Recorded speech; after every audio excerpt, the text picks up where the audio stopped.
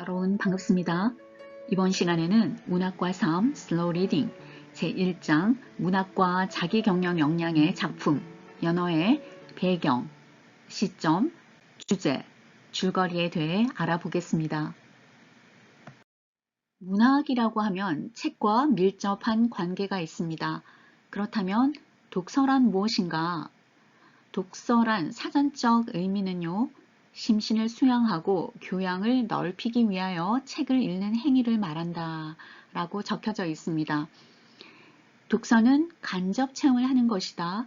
선현들의 말씀으로 지식을 축적하고 머리로 이해하고 가슴으로 체득하는 일련의 행동이다 라고 말하기도 합니다. 독서는 책을 읽는 행위에서 끝이 아니라 그 책을 읽으며 끊임없이 생각을 하고 상상을 하며 마음의 울림을 느끼는 과정일 겁니다. 따라서 책을 읽었는데 아무 생각도 들지 않거나 아무런 느낌이 들지 않았다면 단순히 종이와 글자를 분리하는 판독 작업을 했다고 볼 수밖에 없겠죠. 독서는 습관입니다. 자꾸 하다 보면 익숙해지고 그 익숙한 경험 속에서 재미를 느끼게 된답니다. 이번 문학과 삶 교과를 통해서 독서와 친숙해지길 바랍니다. 지난 시간에 정리했듯이 연어라고 하면은 여러분이 꼭 기억해야 하는 부분이 바로 모천회귀입니다. 연어에서 중요한 표현을 찾아라 라고 하면 여러분은 반드시 연어의 모천회귀라는 존재 방식에 따른 성장의 고통과 아프고 간절한 사랑을 표현한 모천회귀를 꼭 기억해 주시기 바랍니다. 그리고 부제도요. 어른을 위한 동화라는 것도 꼭 정리를 해 주시기 바랍니다.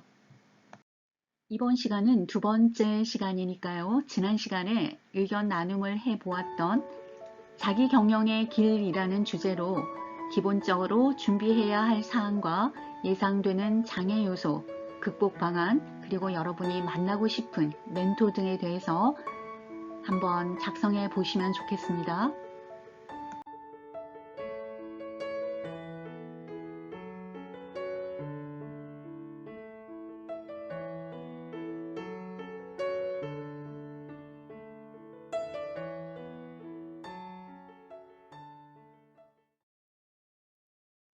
작성 잘 해보셨나요?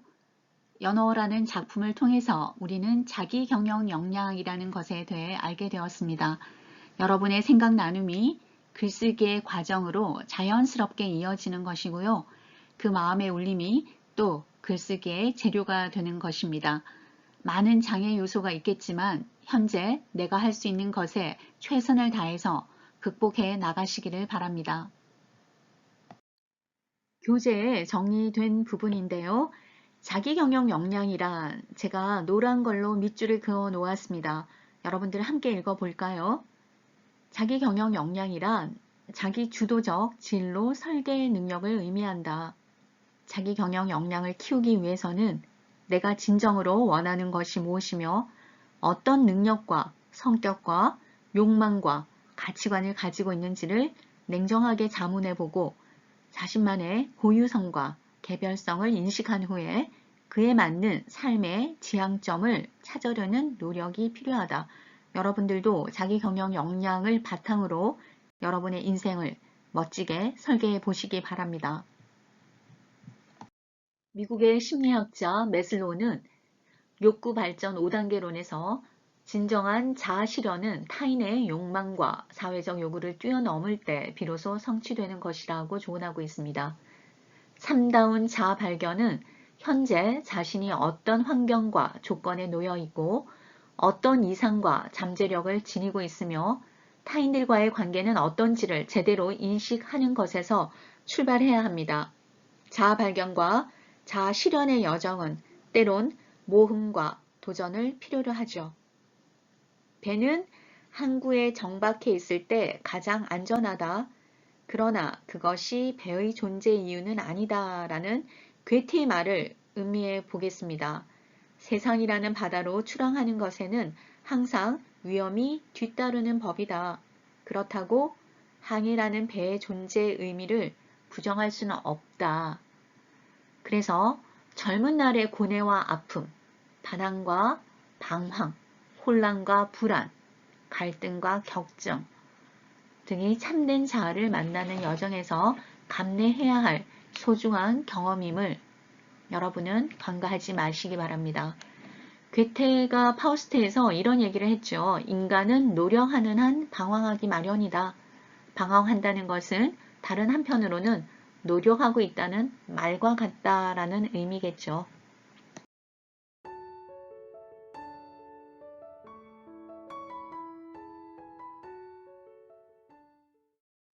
지난 시간에 연어의 작가 안도윤에 대해서 알아보았고요. 등장인물에 대해서 정리해 보았습니다. 오늘은 연어의 배경, 시점, 주제, 그리고 줄거리에 관해 알아보겠습니다. 여러분, 등장인물들 특징 기억하고 계십니까? 가장 중요한 연어였던 은빛 연어와 눈 맑은 연어가 있었죠. 은빛 연어는 자신이 남들과는 다른 은빛인 것을 모르고 외톨이로 지냅니다. 초록강에게 아버지의 삶을 전해 듣고 산란을 위해서 강을 거슬러 오르는 험난한 길을 택하게 됩니다. 눈 맑은 연어는요, 하늘의 별을 닮은 눈을 가졌죠. 불곰의 공격을 은빛 연어에게 경고해 준 것이 인연이 되어 은빛 연어를 만나서 친구가 됩니다. 초록강은 은빛 연어에게 아버지 은빛 연어에 대해 들려주고 은빛 연어가 삶의 방향을 정하고 정체성을 확립하는데 결정적인 동기로 작용을 하죠. 누나 연어는요, 은빛 연어에게 세상의 이치를 늘 가르쳐 주던 연어였습니다. 은빛 연어가 물수리의 공격을 받게 되자 은빛 연어를 보호하기 위해 자신을 희생하죠. 아버지 연어는 과거에 연어무리의 지도자였고요. 인간이 만든 편한 길을 마다하고 험난한 폭포를 뛰어넘어야 한다고 주장하고 실행하다가 많은 희생자가 나오자 지도자 자리에서 물러나게 됩니다. 등장인물들 정리해 보았습니다. 연어의 배경은 알래스카 부근의 바다 초록강이고요.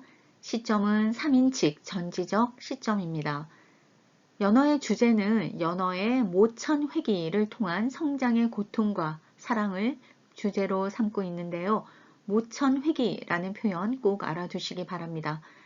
연어에서 시사하는 바는 소외감, 정체성 확립, 자아 존중감, 외모에 대한 열등감, 삶의 의미, 문제와 연어의 모천 회귀라는 존재 방식에 따른 성장의 고통과 아프고 간절한 사랑을 통해 우리는 어떻게 살아야 하는가라는 것을 나타내어 보여주고 있습니다. 연어 줄거리 정리해 보겠습니다. 몸이 온통 은빛으로 빛나는 연어 한 마리가 있습니다. 그 연어는 아름다운 은빛 몸을 가졌지만 다른 연어들과 다르다는 이유로 친구 연어들로부터 따돌림을 당합니다. 그래서 늘 무리 한가운데서 헤엄을 치면서도 외롭던 은빛 연어. 자신이 태어났던 초록강으로 돌아가기 위해서 험난한 바다를 가로지르다가 그만 사랑하는 누나마저 잃고 말죠.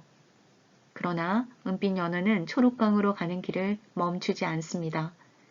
눈맑은 연어와의 사랑이 은빛 연어를 더욱 성숙하게 만들어 주었거든요. 드디어 초록강, 사람들이 만들어 놓은 쉬운 길과 모두가 두려워하는 높은 폭포를 사이에 두고 은빛 연어는 두려움 없이 폭포를 뛰어넘는 길을 선택합니다. 연어에게는 연어만의 길이 있는 법이니까요.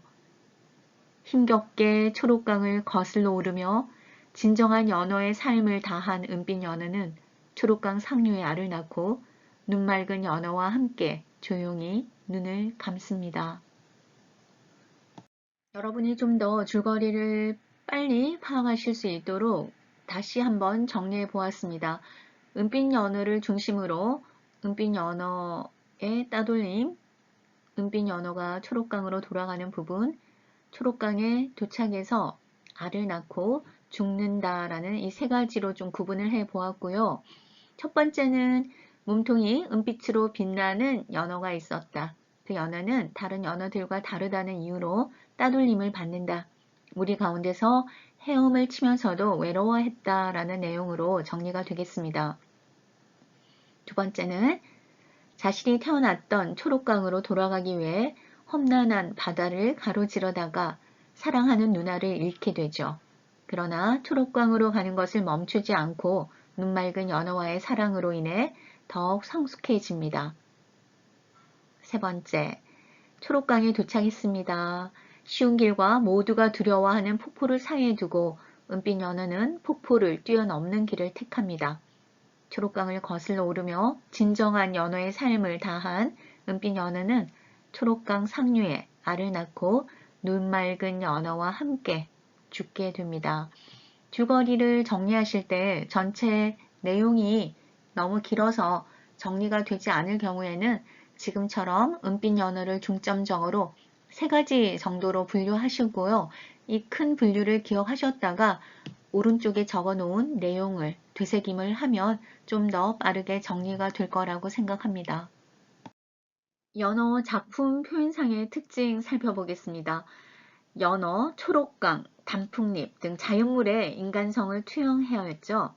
그래서 서로 사람처럼 대화를 나누는 방식이 글로 표현되었습니다. 시각적인 표현을 사용해서 독자가 그 부분을 좀 더 쉽게 이해하고 기억하도록 표현하였죠. 뭐뭐처럼 또 뭐뭐 듯한 표현을 자주 사용하였습니다.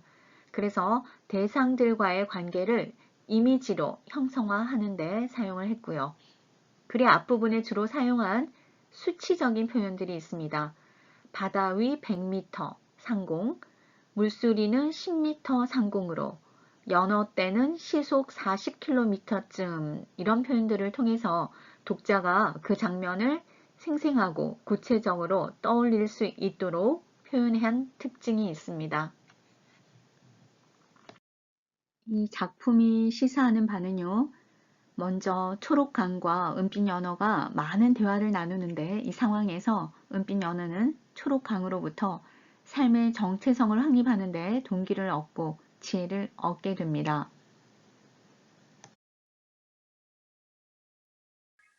이 작품에서 시사하는 바를 한 가지 더 꼽는다면요.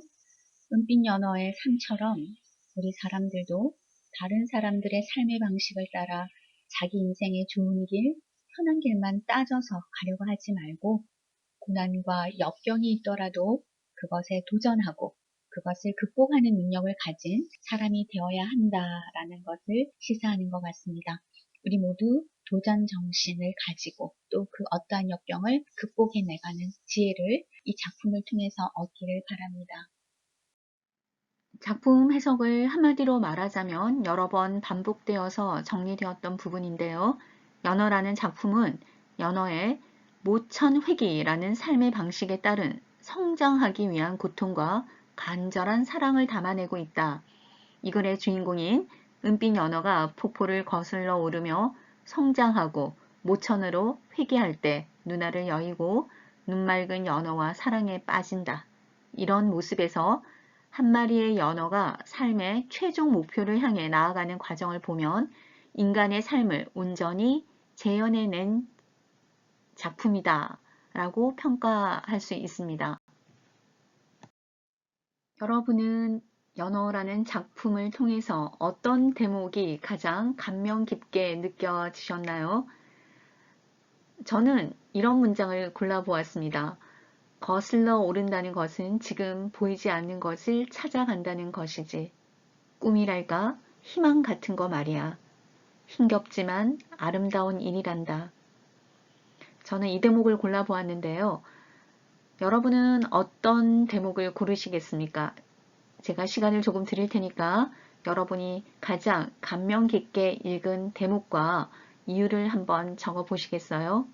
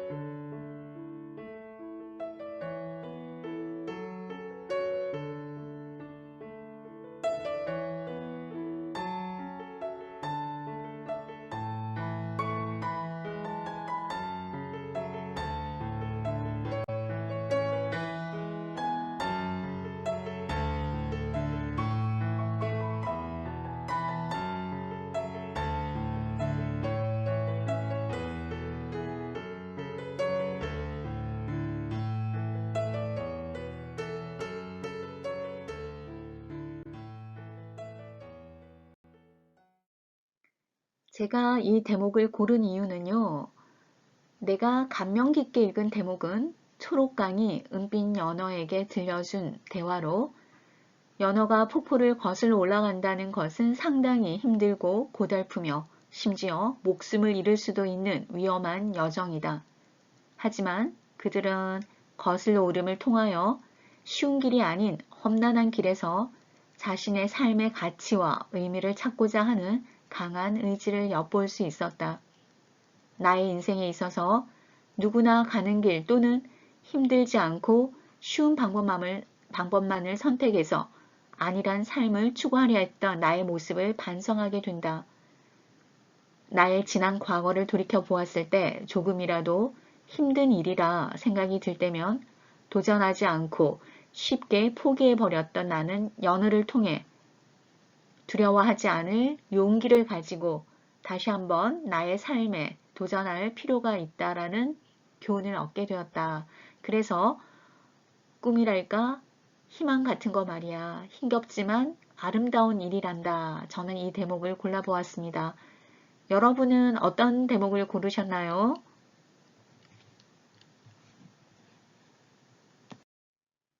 어떤 작품을 읽었다면 그 작품이 그냥 어떠어떠하다라고만 생각하시는 것보다는요. 본인의 것으로 체화하셔서 본인이 읽고 느낀 점을 정리해 보는 것도 의미 있는 일이라고 생각을 합니다. 주인공인 은빛 연어가 알을 낳기 위해 자신이 태어났던 초록강으로 돌아오면서 누나 연어를 잃기도 하고 눈맑은 연어와 사랑에 빠지기도 하면서 시련을 통해 세상을 아름답게 볼 줄 아는 눈을 가진 연어만이 사랑에 빠질 수 있다는 것과 존재하는 것 자체가 삶의 이유일 수 있다라는 철학적인 깨달음을 얻게 되는 과정이 인상 깊었습니다. 삶의 이유를 가지고 살아가는 것이 그렇지 못한 것보다 훨씬 더 가치 있다는 것을 느꼈습니다. 연어의 슬프고도 아름다운 운명을 통해 우리의 존재 자체가 아름다운 것이라는 깨달음을 주는 동시에 모천획이라는 존재 방식에 따른 성장의 고통과 아프고 간절한 사랑을 통해 각박한 세상 속에서 우리가 어떤 식으로 살아가야 하는지를 알려주는 것 같고 삶과 자연의 아름다움을 일깨워주는 작품인 것 같습니다. 저는 이렇게 정리를 해 보았습니다. 여러분의 느낀 점도 상당히 궁금한데요. 항상 작품을 읽고 여러분 스스로 느낀 점을 정리해 보는 것도 의미가 있다라고 생각합니다. 연어 작품 정리해 보겠습니다. 1996년 3월에 첫 출간되어서 20여 년이 넘도록 스테디셀러의 자리를 굳건히 지켜온 안도현 시인의 어른을 위한 동화 연어가 100만 부 판매를 넘어섰습니다. 안도현 시인의 섬세하고 시적인 감수성이 아름답게 피어난 작품입니다. 단순하고 간결한 동화적 상상력으로 펼쳐지는 어른들을 위한 동화로 연어의 모천획이라는 존재 방식에 따른 성장의 고통과 아픈 사랑을 깊고 투명한 시인의 시선으로 그려내고 있습니다. 은빛 연어 한 마리가 동료들과 함께 머나먼 모천으로 회귀하는 과정에서 누나를 여의고 눈맑은 연어와 사랑에 빠지고 폭포를 거슬러 오르며 성장해가는 내용으로 목숨을 다하기 직전 산란과 수정을 마치는 연어의 슬프면서도 아름다운 운명이 시적이고 따뜻한 문체 속에 감동적으로 펼쳐지고 있습니다. 출간 후 20여 년 동안 생텍쥐베리의 어린 왕자에 비견되며 평단과 독자들로부터 폭넓은 지지를 받아오고 있습니다.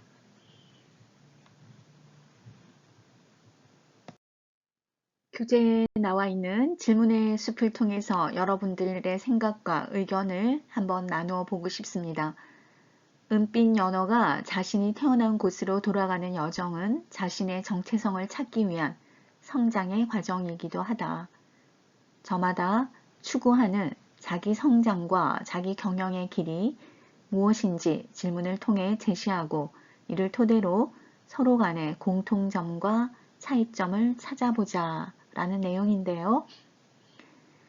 서로 대화를 나누기가 좀 힘든 상황이니까요. 스스로에게 질문하고 스스로의 답을 연어라는 작품을 통해서 작성해 보시면 좋겠습니다.